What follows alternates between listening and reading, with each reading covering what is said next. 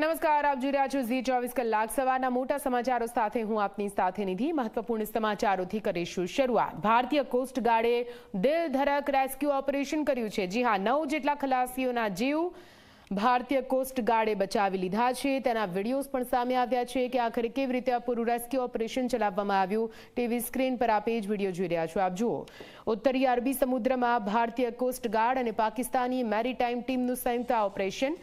મુન્દ્રાથી Yemen તરફ રવાના થયેલું તાજદારે હરમ નામનું જહાજ ડૂબી રહ્યું હતું।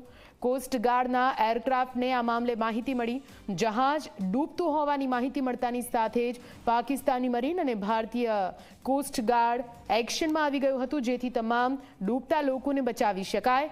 કોસ્ટ ગાર્ડનું જહાજ માહિતી મળતાની સાથે ઘટના સ્થળે પહોંચ્યું। પાકિસ્તાનની મેરીટાઈમ એજન્સી સાથે કોસ્ટ ગાર્ડનું આ સંયુક્ત ઓપરેશન, જેમાં મોટી સફળતા ચોક્કસથી મળી છે। દિલ ધડક રેસ્ક્યુ ઓપરેશનના દ્રશ્યો આવ્યા છે સામે।